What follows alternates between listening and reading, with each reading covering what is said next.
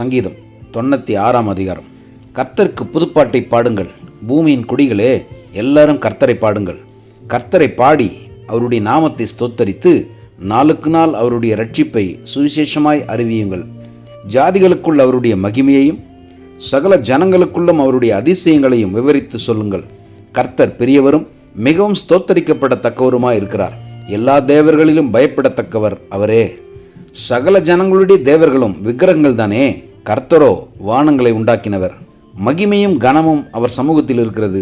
வல்லமையும் மகத்துவமும் அவர் பரிசுத்த ஸ்தலத்தில் உள்ளது. ஜனங்களின் வம்சங்களே, கர்த்தருக்கு மகிமையையும் வல்லமையையும் செலுத்துங்கள். கர்த்தருக்கே அதை செலுத்துங்கள். கர்த்தருக்கு அவருடைய நாமத்திற்குரிய மகிமையை செலுத்தி காணிக்கைகளை கொண்டு வந்து அவருடைய பிரகாரங்களில் பிரவேசியுங்கள். பரிசுத்த அலங்காரத்துடனே கர்த்தரை தொழுது கொள்ளுங்கள். பூலோகத்தாரே, நீங்கள் யாவரும் அவருக்கு முன்பாக நடுங்குங்கள். கர்த்தர் ராஜரீகம் பண்ணுகிறார். ஆகையால் பூச்சக்கரம் அசையாதபடி உறுதிப்பட்டு இருக்கும். அவர் ஜனங்களை நிதானமாய் நியாயம் தீர்ப்பார் என்று ஜாதிகளுக்குள்ளே சொல்லுங்கள். வானங்கள் மகிழ்ந்து பூமி பூரிப்பாகி சமுத்திரமும் அதன் நிறைவும் முழங்குவதாக.